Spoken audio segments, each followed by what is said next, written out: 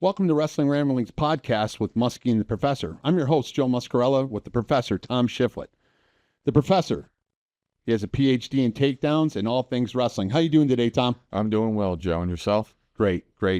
You know, this is right before the 4th of July. We're here. We want to talk to you about and welcome you to our new podcast, Wrestling Ramblings. We're going to talk about everything wrestling. We're here to promote Western New York wrestling, Section 6 wrestling, and the New York State and national teams. We're going to talk about girls, high school wrestling, college, wrestling clubs, the regional training centers, and international Olympic wrestling.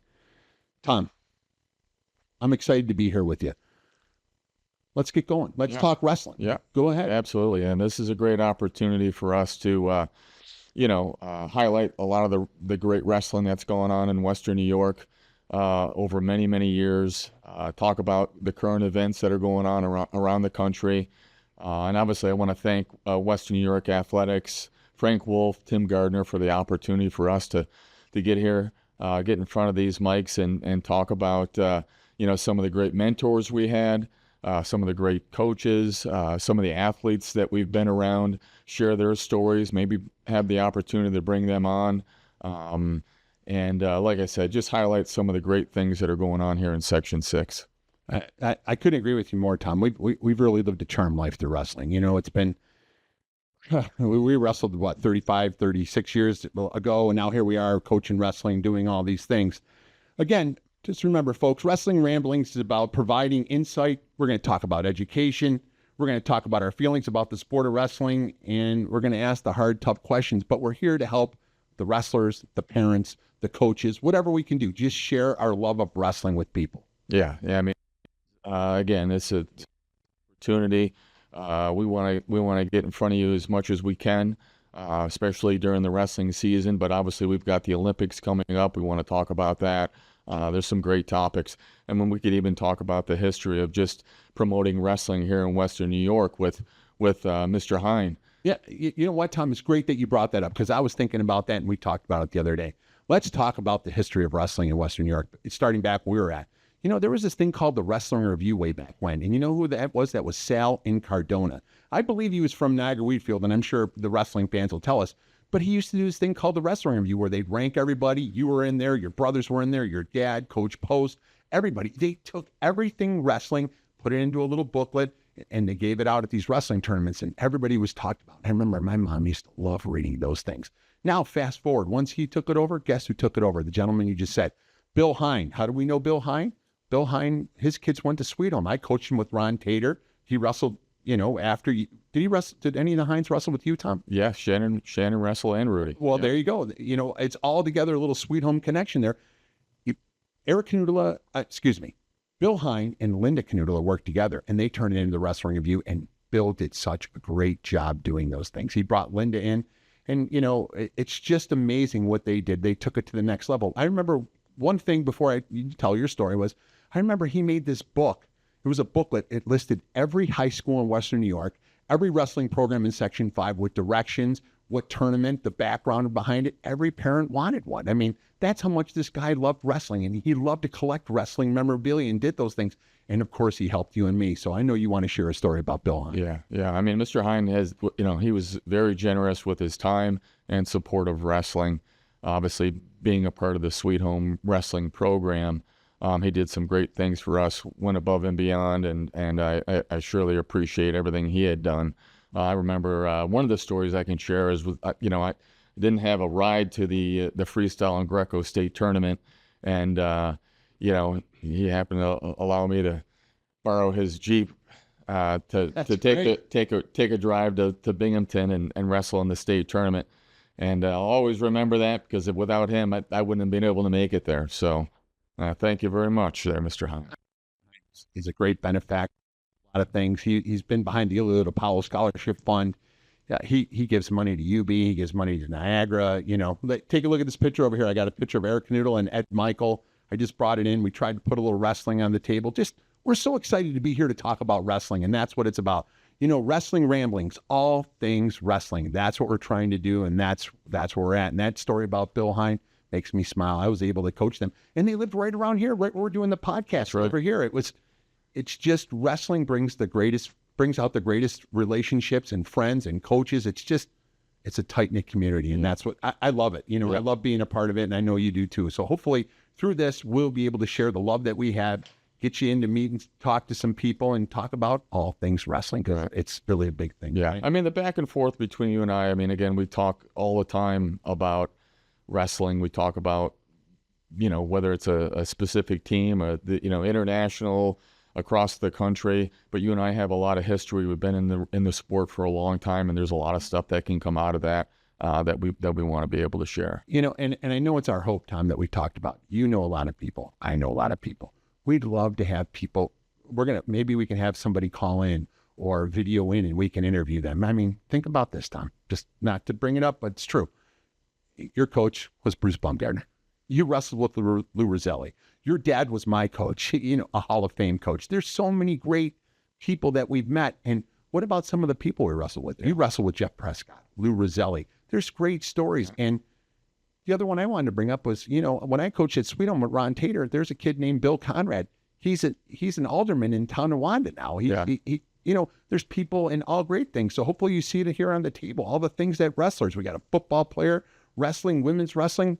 If you've wrestled, like Dan Gable said, once you've wrestled, everything in life is pretty easy, isn't it, Tom? Right, absolutely, yeah. And I'll tell you, look, I mean, in current news, I mean, there's obviously some great wrestlers coming up. That, you know, recruiting season just started. There's kids like Griffin LaPlante, who's at St. Francis, who's one of the better wrestlers in the country. There's some great programs, and obviously St. Francis. We can talk about St. Francis and some of the young men that are wrestling there. We can also talk about women's wrestling and some of the great programs that are here in Western New York, and you know how that's growing. Yeah, and I know that's going to be our next segment. Yes. We're going to talk about women's wrestling. We're going to talk about some rule changes and do those things. But again, we just let's put the icing on the cake here, Tom. We're going to be here every week, hopefully, maybe a couple times a month. It hasn't been decided yet, but we're going to talk all things wrestling. We're going to talk about education. We're here for the parents. If you don't know something, hopefully we're going to cover it and make sure that's what it is. I mean, it's long overdue that people are talking about wrestling. Wrestling's an emerging sport for men and women. It's growing in wrestling. Men's numbers are growing. Women's, here we are, and we have a lot of things to say and a lot of things to share. Yeah, and again, it's a thank you to Western New York Athletics, you know, Frank and Tim, because they're spending time allowing us to be here in the studio and to share our message and get everybody excited about the sport. Well, that's it. You've heard it right from the professor. We'll be right back after this brief message.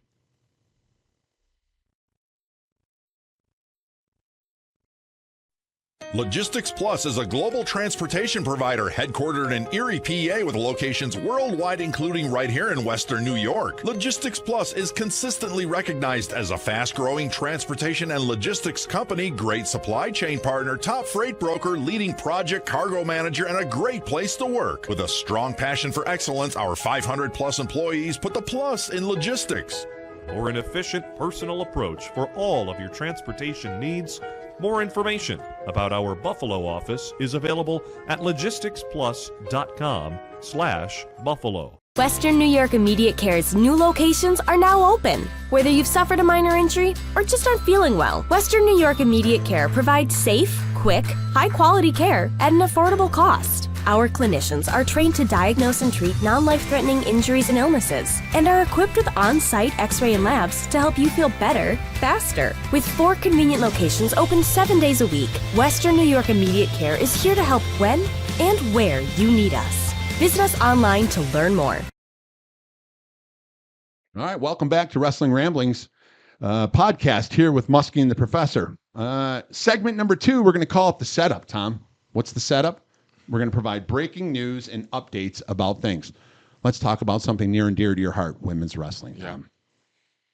There's some breaking news. I mean, I consider it breaking news because not a lot of people know about it, but take a minute and tell everybody what you've been working on, what you've learned, what you could share with people about women's wrestling, because it's really interesting. Yeah, no, I mean, that's for those who don't know yet, most recently the news is that New York State's the first state to adopt and approve freestyle wrestling for girls, and that's something that I just think is a great accomplishment. There's been a lot of people obviously involved in that movement.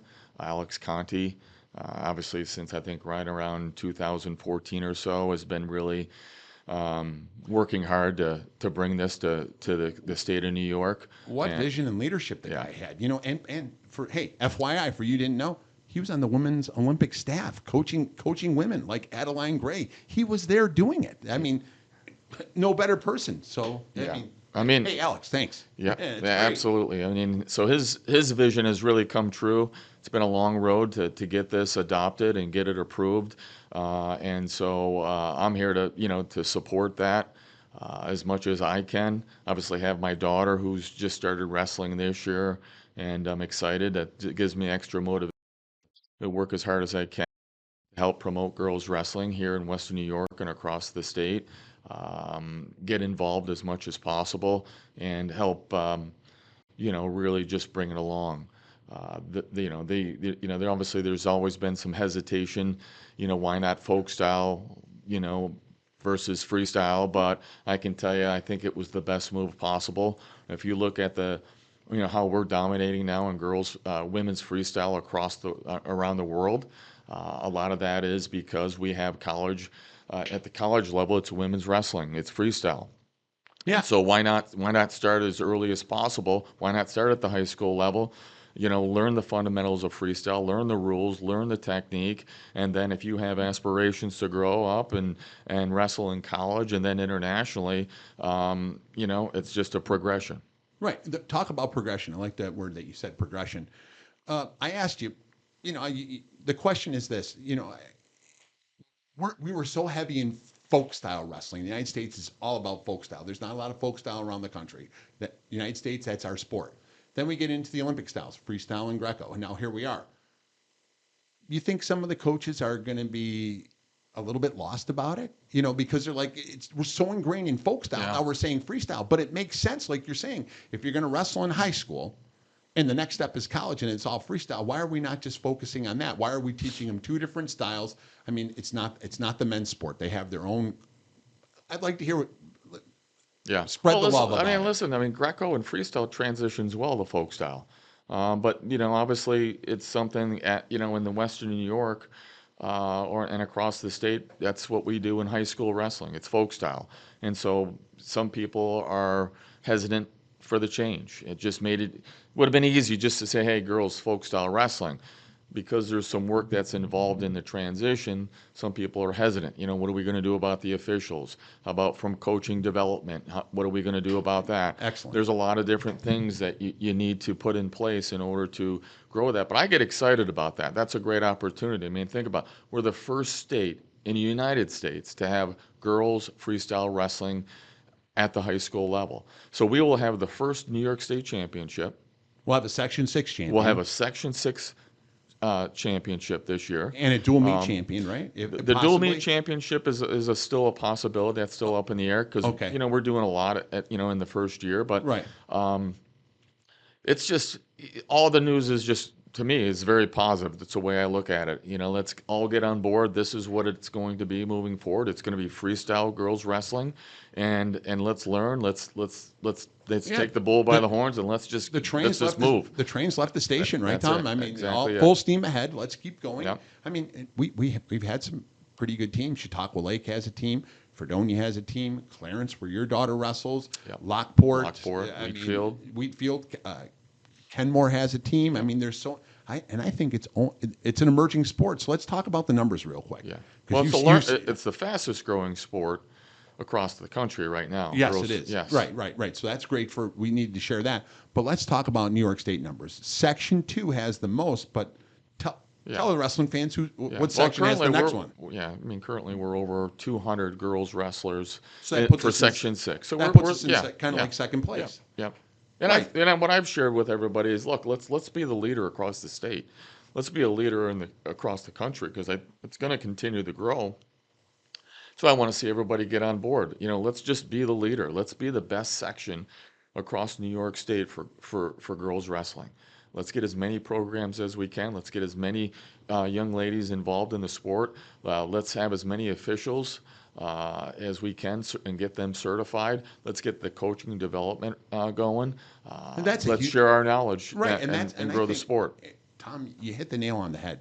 we have to infuse energy, information, and knowledge to people. You and I put a lot of time and effort into this sport. We're getting, but there's younger people getting involved, and they may not know where to start. There's lots of things that we're going to talk about in the podcast. There's coaching development. How do you do it? Refereeing. We can't have a wrestling match unless there's a referee, because it's not a wrestle off. It's not nothing. We call it practice. Without a referee there, it's kind of practice. So just so we have that. So I think that's a great thing to focus on. Be positive and get involved. And I want to share that the two wrestling officials organizations here in Section 6 have been supportive.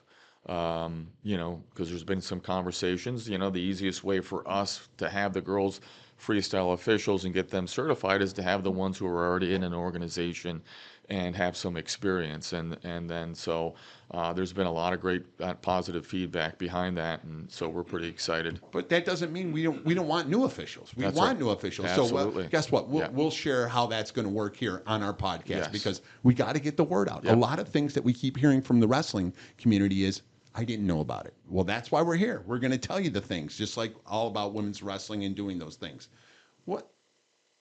I know you just came back from like a coaching clinic about the women. Could you share what you picked up, what you saw? What did you enjoy about it? You took your dog. You took a couple of girls from Clarence, right? Yep. Go ahead. Yeah. We were this week. We're at the Kirby Training Center in Troy, New York. And it was actually a training camp for the girls Fargo team, boys and girls Fargo team that are going out to Fargo, North Dakota for the national championship. So that camp is this week and next week. We just went for a few days this week because my daughter just started, but I wanted to, have her exposed to, just a different environment for training.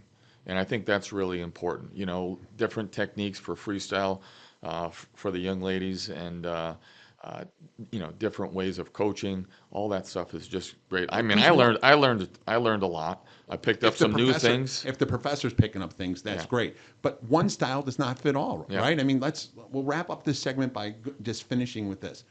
One style does not fit all. You have to be able to coach across the biggest person, the smallest person, the strongest person, the weakest person. No matter what, wrestling is the most fair sport in the world. But you got to want to work hard. You got to want to learn. And how about being coachable? Just give me 30 seconds about coachability, how important that is. Yeah, I actually shared that with my daughter this week. I talked to her about being coachable, how important that is that, when you get into an environment where you have an opportunity to learn, it's something that you want to really, open your ears up, listen, don't question, just get on board and move ahead. And I think that's just an important, aspect to growing and learning in any sport, quite honestly, as an athlete.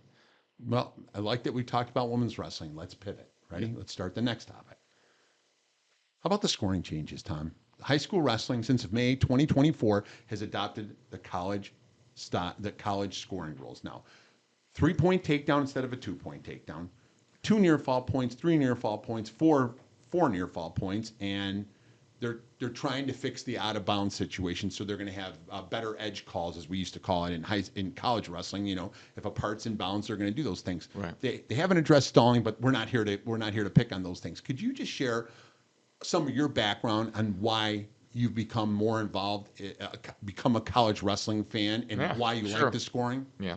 I mean, listen, if you watch college wrestling right now, I think it's been the most exciting it's ever been, and that's coming from a person who, I was an athlete. I did wrestle in college. Tom, you were pretty good. You were pretty good, and you scored a lot of points. So yeah, coming from you, it means something. I went on and became a coach in college, and now I'm just a fan. So I sit back and I watch the college dual meets and tournaments, and it's very exciting. The rules that they have in place with the 3-point takedown, the near fall, where every swipe those are the points that you're going to get. If it's 2 swipes, it's 2. If it's 3, it's 3. It's 4, it's 4 points. But not 5. There's no 5. Thank God. Sorry, no, keep that for Greco. That's so right. You got to do a little bit different. That's right. Talk to me about the coaching part, Tom. I mean, 2 points was a takedown, then you get an escape. It's a close match. Now we've seen the scoring speeds up the matches. You could blow somebody out. If you get on a roll and you get a couple of takedowns, the match could be over. We can get to that technical superiority, or what we call a tech fall, 15-0 or 15 points or greater. But we're rewarding the offensive wrestler and someone who, that's what's making it great, right? Yeah, that's a big part of it. And again, as a fan, I'm watching someone who's offensive. Instead of getting 2 points, they're getting 3 points. They get an escape, it's 3-1. Obviously, it used to be 2-1. So if I got 2 takedowns, all right, in the past, and they got 2 escapes in the first period, it's 4-2. But I did all the work. All right, that's just a reversal and a takedown difference. Now I've got 6 and you have 2. That's a wider gap, and it's going to take more work for the person who is wrestling not to lose to try to make that up. Yeah, then you throw in the aspect of the near fall, which is, look, at if I can transition really well from my takedown, all right, into a near fall where I'm getting four swipes and 4 points, now I'm up 7-0.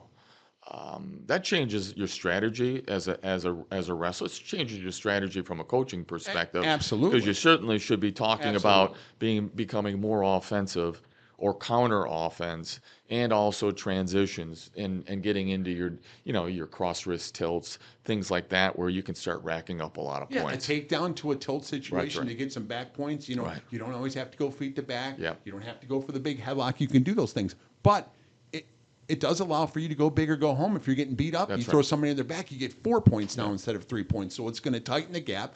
It's going to make things exciting. Keeps the clock going. I mean, think about the out of bounds and all that. Yeah, you're going to see more points. The clock keeps going. Yeah, that's a great point. And it's going to keep, like I said, from a fan's perspective, you don't want to be stopping and going all the time. Let's keep the action going. That's, we're a combat sport. Let's just keep the action going. And I really like the new rules. They've worked well in college. And I think those same rules apply to high school.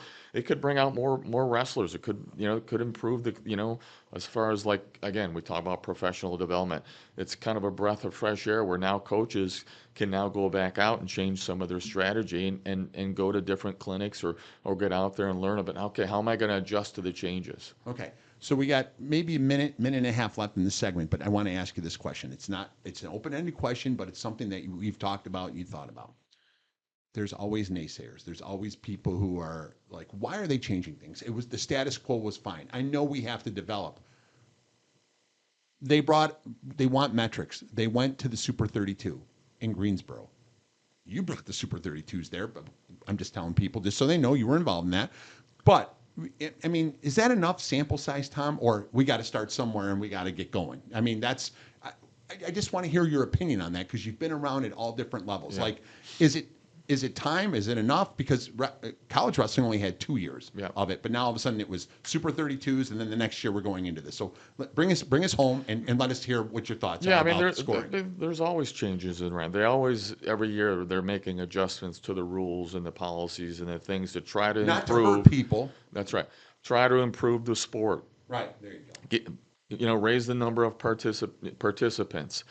Get more coaches out, get more fans. There's always a group, a committee, an organization that's working towards that. And I think that, if you've watched NCAA wrestling, if you've watched some of the things that have gone on in college wrestling, you'll see that that's brought some excitement to the sport. And this has happened in it's not just folk style, but it happens in freestyle. They've always, they go from taking balls out of a bag to now. That was the most crooked thing I ever saw in my life back then, but thank God we've grown. So that's why I said we had to start somewhere, and we're moving. I just want, because there's going to be people who come up to us and say, I don't like it. Yeah. Well, okay, listen, we have to start somewhere. We have to, at least we're all starting at ground zero. Yeah. At the beginning of the year, it didn't happen in the middle of the year, and do those things. So I like that you shared your opinion on that, because, listen, hard questions need to be answered, and we can't be afraid to talk about some of those things. So that's what we're doing. I think it was a great segment, Tom. Yeah. I think that's, every week we're going to talk about it. The setup it's called. We're going to talk about what's going on in Section 6 wrestling, high school, men's and women's, and we're going to get there. Yeah. All right. Hey, another great segment here on Wrestling Podcast. Wrestling Ramblings Podcast. I'm getting used to it, Tom. You got to work with me on that one. And we'll be right back after this message. Western New York Immediate Care's new locations are now open. Whether you've suffered a minor injury or just aren't feeling well, Western New York Immediate Care provides safe, quick, high-quality care at an affordable cost. Our clinicians are trained to diagnose and treat non-life-threatening injuries and illnesses and are equipped with on-site x-ray and labs to help you feel better, faster. With 4 convenient locations open 7 days a week, Western New York Immediate Care is here to help when and where you need us. Visit us online to learn more. Do you insure a lot of businesses? Yes, we do. How about restaurants? We got a bunch. Do you cover property damage? Yes, we do. How about my equipment? Covered. How about sewer backup? We got it. What if my cook gets hurt? They're covered. Foodborne illnesses? Covered. What if my party tent goes down? Covered under property damage. And you say this is all under one policy? One policy. When do I pay? Once a month. Just one time? Just one. Is there anything you don't cover? What's your record for consecutive questions asked? 31. Tables. We don't do tables. Gotta love Buffalo. For more information, visit www.paulwolfagency.com. Welcome back to Wrestling Ramblings with Muskie and the Professor.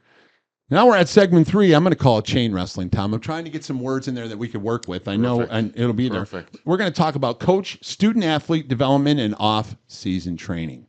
I read something. You told me to go home and look into Sal and Cardona and the Wrestling Review. Well, I looked in my scrapbook, and I saw an article about you. And you know what came up? It said, Tom Shifflet loves competing in summer wrestling, and you hate to lose. I read that, and you say it all the time. I just wanted to bring it up because I read it yesterday, and I'm like, that's Tom. Yeah. That is definitely Tom. That's the Professor. He wants to. The only way to get better is by doing it, being committed, and doing those things. We're going to talk about it now. So why don't you take us into, Tom, we're going to talk about summer camps, clinics, local clubs, summer tournaments, regional training centers, and strength and conditioning. Why does summer wrestling work, Tom? What's so special about it? We were 3 sport athletes back in high school. We did 3 different things. We did something in the fall, something in the winter, which was wrestling, and then we did something in the spring. Or we lifted weights. We did something because coach was not going to leave us alone. Yeah. But now we're getting into single things, and now we have other kids coming into wrestling.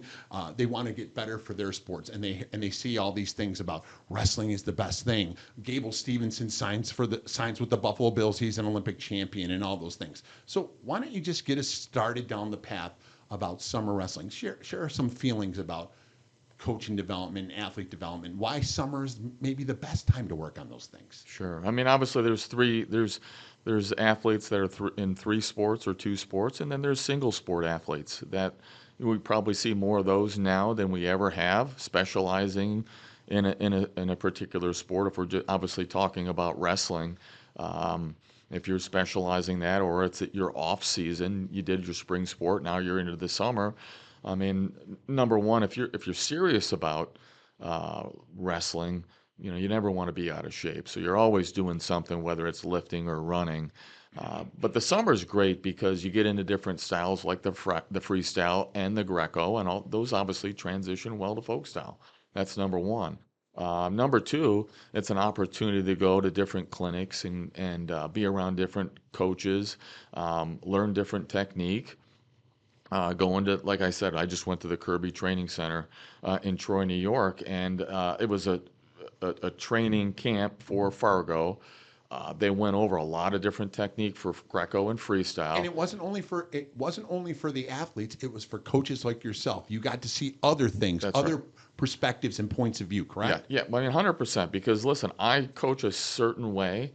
There is no, in my opinion, there is right and there is wrong, but I'm open to different styles of teaching. I'm open to different techniques. Right. You're always trying to develop. Yeah, I mean, and so when we went there, I paid attention to, the people, the clinicians that were there. I asked questions. I got on the mat. I was working on some of the technique because I want to be able to coach my daughter and her friends or whoever it may be.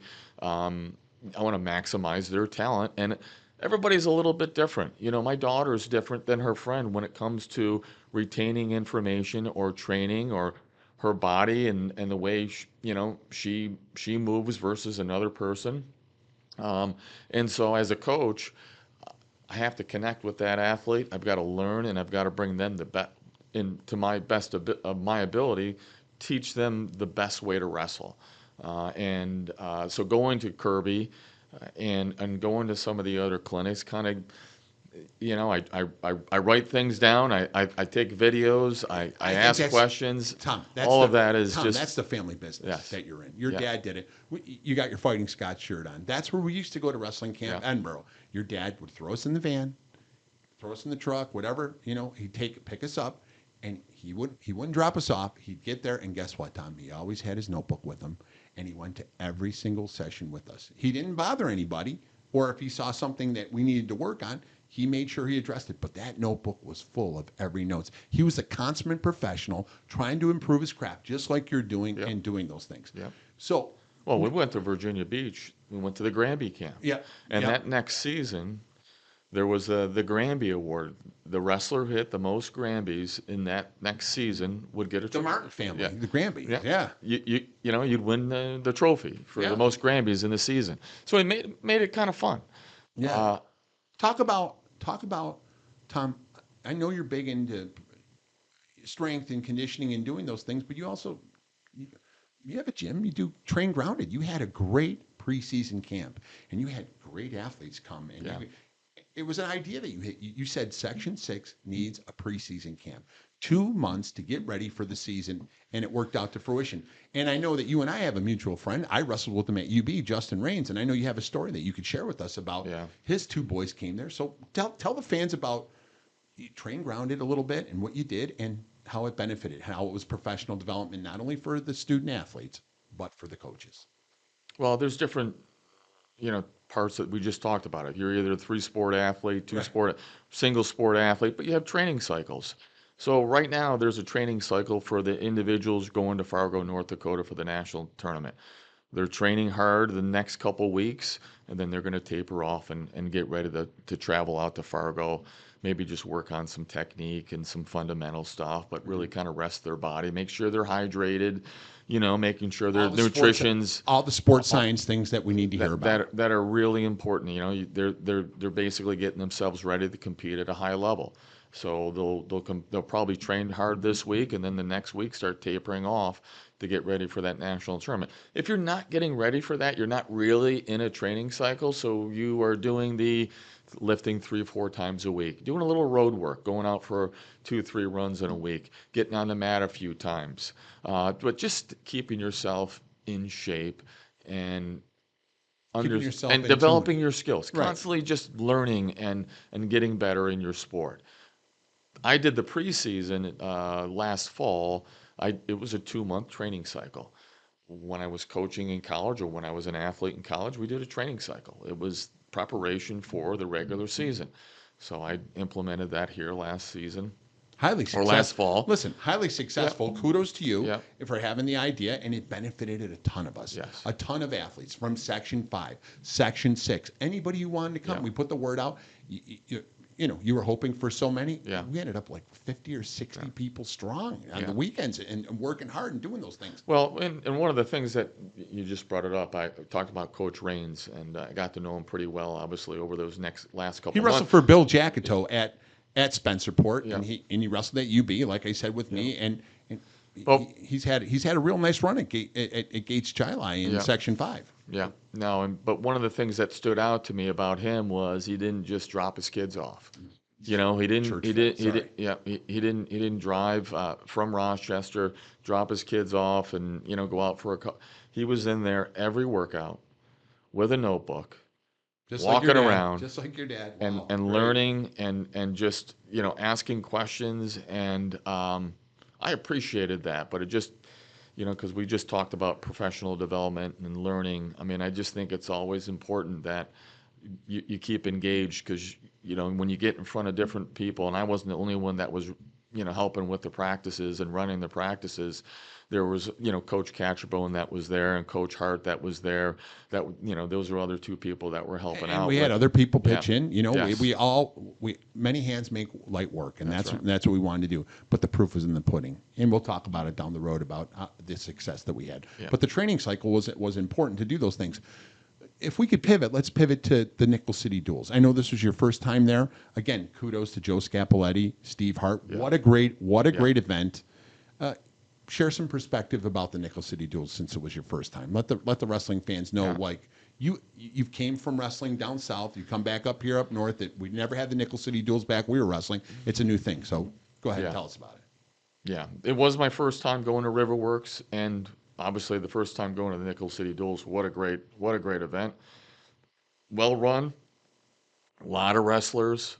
Lots of matches. I mean, just the pavilion, the outside. There was, it was just a great day for wrestling. Obviously, I think you mentioned Gable came to the event, and Yeah, Gable Stevenson showed up.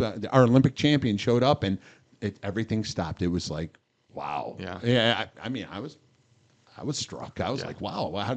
When he came here, and then he started coaching kids.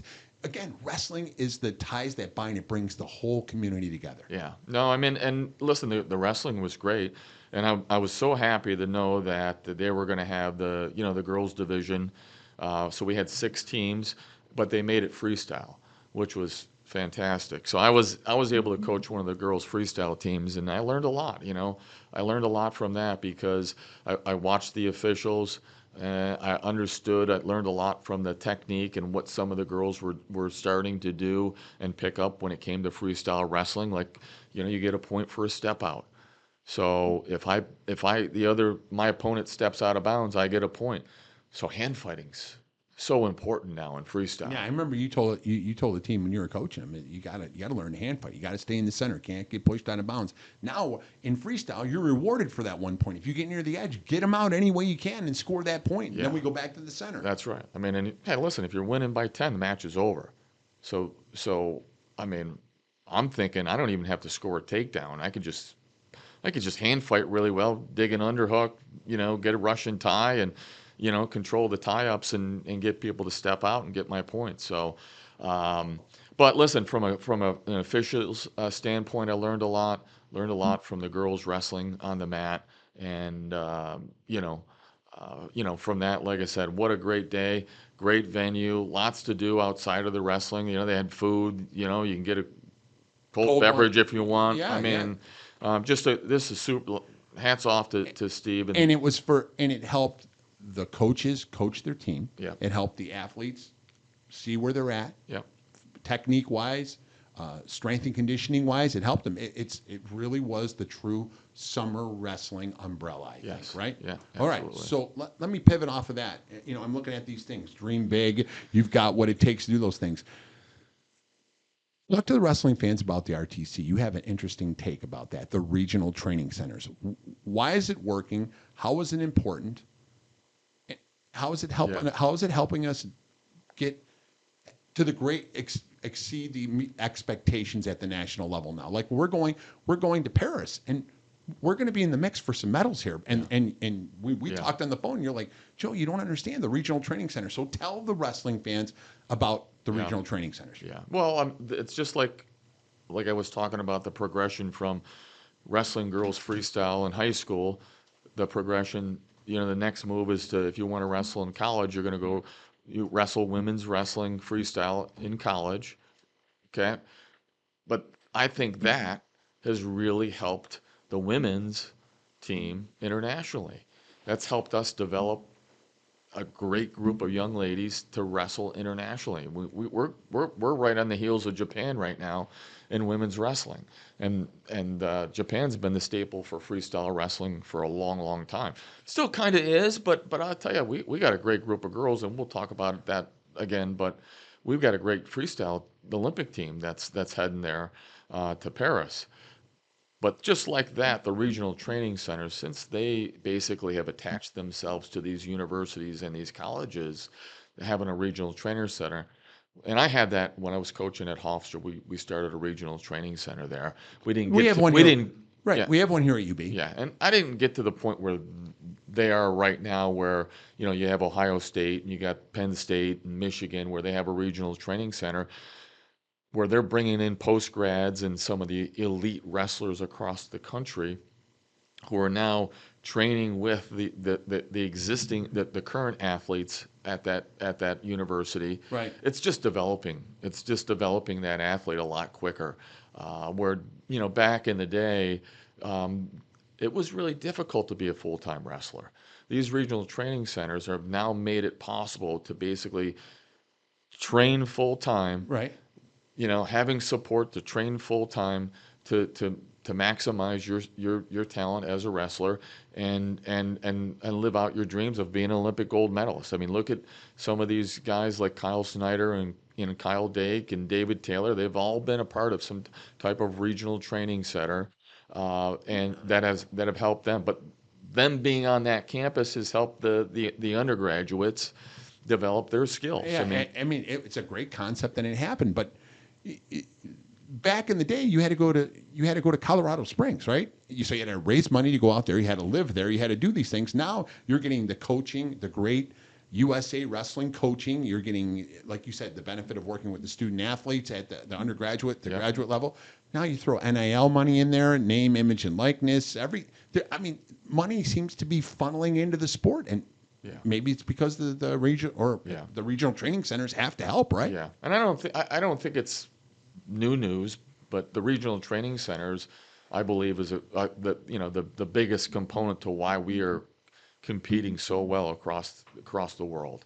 That's why we are, winning gold, winning, these world championships. That's why we're bringing home a lot of medals from the Worlds and the Olympics. It's because of these regional training centers and giving the athletes the ability to train full time With the greatest coaches. with a lot of the better coaches across. I mean, Bruce Burnett was the U.S. coach when I was wrestling. He was out obviously at the Olympic Training Center, but you had very minimal access to him. If you're living in Atlanta or in New York, you'd have to go out there and train for a couple weeks and come home.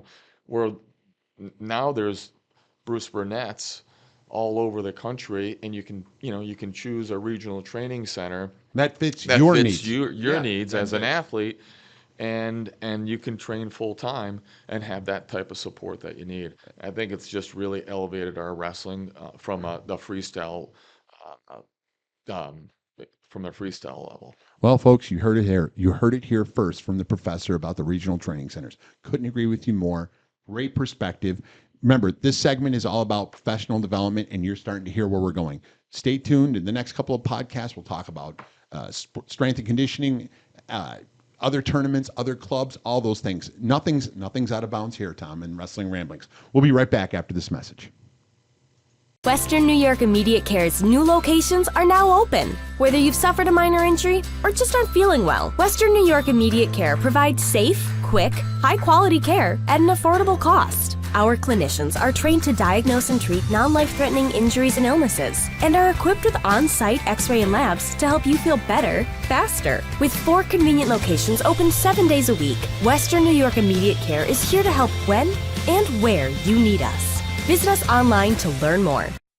Logistics Plus is a global transportation provider headquartered in Erie, PA with locations worldwide, including right here in Western New York. Logistics Plus is consistently recognized as a fast-growing transportation and logistics company, great supply chain partner, top freight broker, leading project cargo manager, and a great place to work. With a strong passion for excellence, our 500-plus employees put the plus in logistics.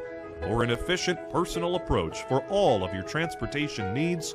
More information about our Buffalo office is available at logisticsplus.com/Buffalo. Welcome back to Wrestling Ramblings here with Muskie and the Professor. Tom, it's that time. We're going to start wrapping things up. We're going to call it the parting shots, Tom. You got to get that takedown, and that's what we're going to talk about. We're going to give the people the inside perspectives on some things. Tom, I went to the Olympic trials in Penn State. Unfortunately, you weren't able to make it. You were supposed to go. Something came up, which we totally understand.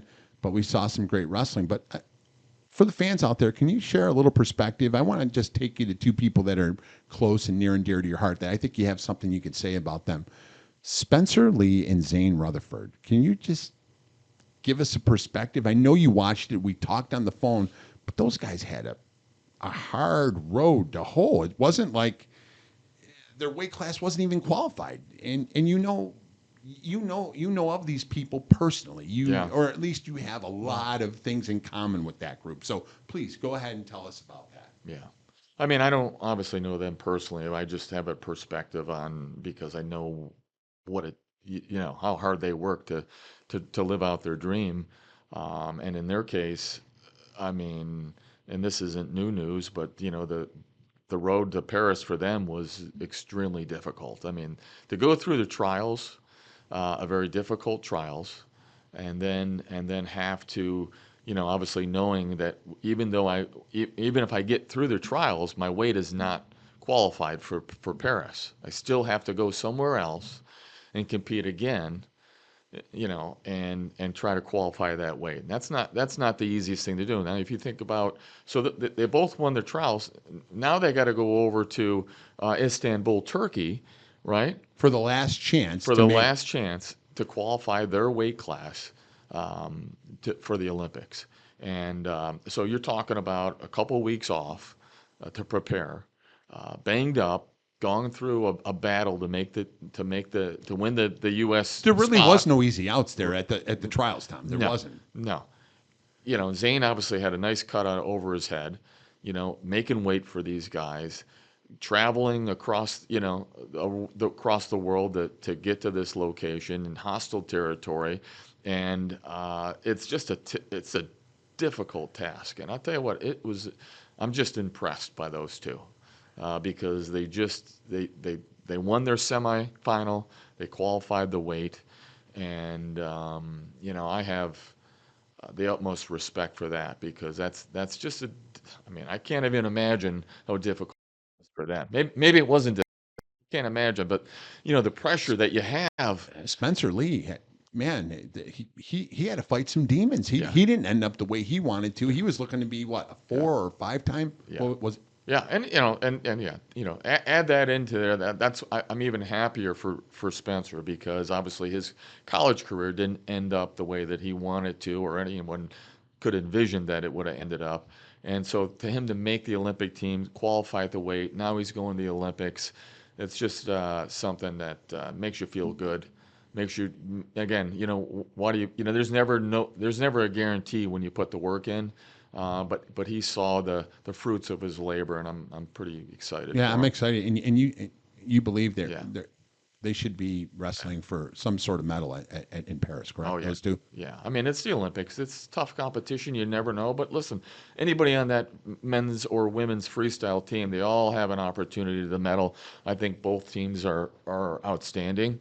I mean, you look at Aaron Brooks, who knocked off David Taylor, and Boy, you went right where I wanted to go. That's the one thing that I called you on the phone was, boy, here's this young guy, Aaron Brooks, wrestling world and Olympic champion David Taylor, the Magic Man. The Magic Man was special. And then but Penn State keeps bringing in these great athletes, developing in them, and being part of the regional training center, wrestling with other Olympics things, and it happened, Tom.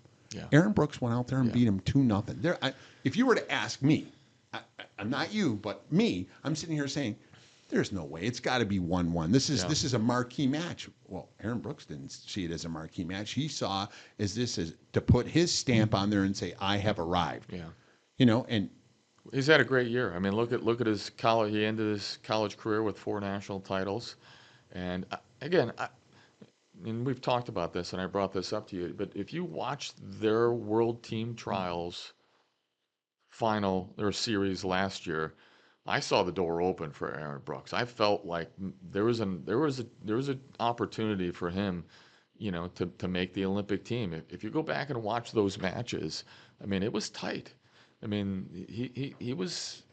that door opened the last trials, and you know, he capitalized on that. I think. Yeah, so I would imagine they probably would have trained at some point. I don't know this. Maybe at some point when they were at Penn State, the Nittany Lion Wrestling Club you know, has they're the in the best same people. environment. I Yeah. mean, so you know, there's an advantage to that, or learning about how to wrestle somebody. You know, here's my feeling on that, Tom, is this. It's hard to stay on top. Yeah. You know what I mean? The hunter becomes the hunted. Yeah. Right? Yeah. Aaron Brooks had nothing to lose and everything to gain. And David Taylor, you know, you're the gold medalist. You're this. I mean, did it work out for him in the end? I don't know. You know, but now he's the new head coach at Oklahoma State University. It's amazing. Let's make a real quick transition. Talk about Amita Lore, that young lady who is she beat Adeline Gray. She's going there. I mean, you were impressed with her. You said, Joe, she's won at every level. Just take a 30 seconds. I mean, she's won, I think, every world title there is so far. This may be the last thing that she has not won a gold medal in. And so this is her first Olympics. This will be her first opportunity to capture gold. I'll be honest, I've watched not all of her matches, but a lot of her matches. She's pretty dominant. You know, I don't even think she's been tested yet. I'll be honest with you. I haven't seen her in a barn burner of a match yet. And so I'm excited for her. And obviously there's Kennedy Blades, there's some veterans, and then there's some new up and coming but experienced young ladies on that team. And I'll even mention this. Again, I didn't go to the Olympics. You did, but the some trials of the people in Penn State, the trials. But a lot of the people who came back were glued to the women's was freestyle wrestling. Was very exciting. It was, and I made a mistake. Kennedy Blades beat Adeline Gray, not the other way around. Right. I got that mixed up, so I apologize about that. We're going to finish up with the last 30 seconds. I just want you to talk about two new developments. Can you just please tell me about women's wrestling at Buffalo State College and Steve Hart and his program and what you think they're doing, and then we'll wrap it up and we'll go home. Well, it just goes on. This just adds to we were talking about, girls wrestling, freestyle wrestling here in Western New York. On top of that, we obviously have two great women's programs here. With one, Steve Hart is at Buffalo State College, his at alma Buff mater, State, right? Right. He's done an unbelievable job. He's brought in, I think, 25 or so young ladies that have enrolled at Buff State and going there for the first season. So Steve's done a great job. And he's hired Kellen Devlin to help him, a 3-time state champ from Amherst High School. Yep. They have a great wrestling club around here. Things are happening. Uville's got a women's program. She's one of Alex Conti's women. Charlene Sabursky is the head coach there. What last shout out before we get going? Buffalo made a change. They moved from John Stutzman. They hired Donnie Vincent, All-American from Binghamton. Yep. We're going to talk about him soon on the next couple of podcasts, whatever. But we want to wish him luck. Absolutely. He came right in. Yep. He's getting his feet started. He's recruiting and doing those things. So, Tom, it was great talking to you about wrestling. It's great to bring this to the forefront. And folks, we're going to be here all the time talking all things wrestling. Hey, let's say goodbye. For Tom, the professor, Joe Muscarella, Muskie and the professor, we're going to say goodbye for today. Yep. We'll see you next week. Thank you very much for tuning in, folks. Yep.